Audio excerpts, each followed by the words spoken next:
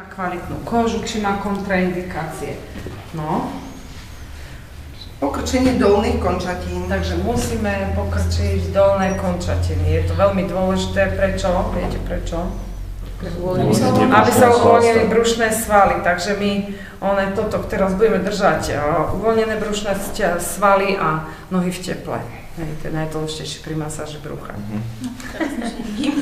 Dobre. Nanesenie masážneho. Teraz si musíme dať dole trošičku gace, takto, asi až niekde po ochlpenie, keď tam nebude, tak pozorne, že budete ťahať, neviem kde. Ešte si trošku tie vrchné napravo, lebo nechcem ti tam strkať. A ako nie tak, to mi budú zavádzať. Ako daj toto preč. A daj si to dole a hotovo. Môže byť? Natočíme pečko. Ty, teba len také tetok napadajú. Takéto veci. Dobre, nerozprávaj to, nekomentuj takéto. Dobre, môžeme. Tak. Počujete, celé brucho si musíte dávať pozor, sa musí robiť v tvare smere hodinových ručičiek a v tvare. Aj v tvare. A v tvare hodín, hej. Takže v smere hodinových ručičiek a v tvare hodín. Kto prišiel? No a. Takže ja keď si nanášam, tak ja už si aj nanášam v smere hodinových ručičiek a už zároveň robím hneď aj prvý hmat, môžeš. Úvodné trenie dlaňami na bruchu. Masáž brucha bude samozrejme tak akože menej, prosím, jemnejšia, áno, menej silná, ale samozrejme, že pre Boha trošku tlačte, akože to nie, že budete teraz len hladkať, dobre? Takže máme. Trenie obťahovaním v pozdĺžnom smere. Trenie obťahovaním v pozdĺžnom smere, pekne.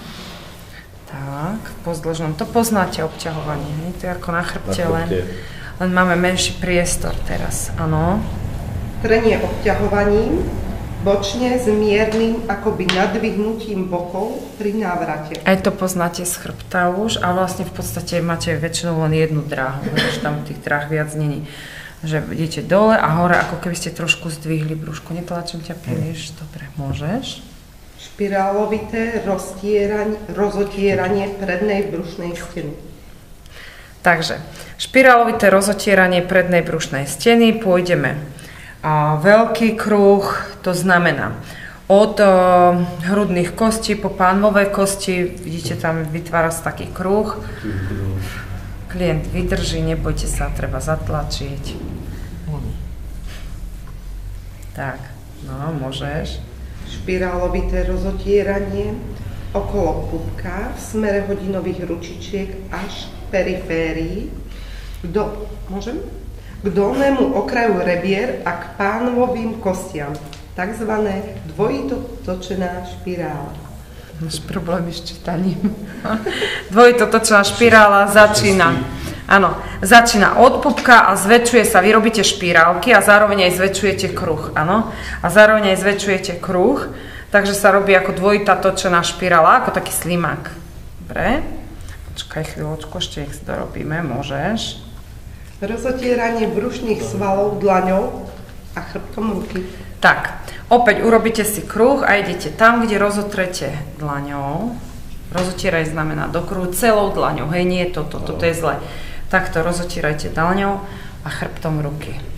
Zase dlaňou a chrbtom ruky. Dlaňou a chrbtom ruky. Dlaňou. Tu si dávajte pozor, dievčence. Vám nevbehli ruky desi. Chlapci nie? Tak tam je jednoký had.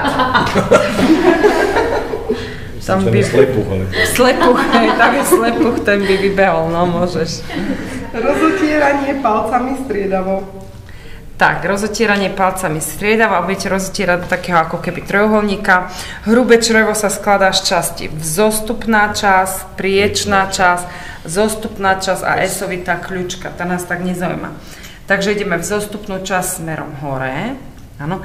Ten trojuholník je takto, smerom dole, ako keby šípka, áno, smerom dole, že tam. Ale nie opačne, lebo mnohí potom sa milia opačne. Takže palcami striedavo ideme sem, potom si prechytíme a ideme po priečnej časti, no a potom musíte takto k sebe, ako keď ste na chrbte robili, hej, do tej zostupnej časti, áno. Takže ešte raz, vzostupná časť, priečná časť a zostupná. Dobre, môžeš. Hnietenie proti smerným posunovaním bočných brušných stien. Musíš si predčítať. Takže hnietenie proti smerným posúvaním bočných brušných stien, jedna strana a potom druhá. To už poznáte to zo stiehna, z lítka, áno, presne ten istý hmat. Môžeš. Hnietenie proti smerným posunovaním predných brušných stien. To isté, ako ste robili na vzpriamovačoch. Pamätáte si na chrbte? Tak len tu nám máte také mäkšie. Tu nás sa nemáte o akú kosť opreť. Keby ste veľmi zatlačili o chrbtovú, iba o chrbticu, presne tak. No, ide. Prechádzka po brúšku. Prechádzka po brúšku má tu, alebo ten zmysel, že v podstate, čo máte pod rebrami tu na, čo sa nachádza? Bránica. Takže vy, keď budete robiť tú prechádzku po brúšku, v podstate masírujete bránicu. Hej, a naspäť si potiahnem a zase. Takže choďte trošku aj do hĺbky, tak, aby ste vlastne pomasírovali tú bránicu. Môžeš? Výter brucha do trojuholníka, žehlička. Žehlička. Pozbierali sme prádlo po záhrade a ideme ho vyžehliť teraz, hej, tak sa zapamätajte. Takže do trojuholníčka hop, hop a hop. Zase hop, hop a hop. Môžeš? Jemné tepanie. Jemné tepanie. Jemné smetanie, áno. Jemné tepanie plošným spôsobmi. No ideš. Ľahké chovenie brucha. Hop, hop, hop, hop, hop, no. Trenie brucha jednou rukou v smere priebehu hrubého čreva. Trenie brúška, to je v podstate vzostupná časť, priečná časť a zostupná časť, áno. I love you. I love you. Čože? Ja viem. Hej. Čo vieš? Že ma ľubíš. Aha, alebo ty mňa, nie? Je to, ja Že sa ľubíme. Ty mi to opekuješ. A maličkú cigánočku budeme mať. Spolu, aha.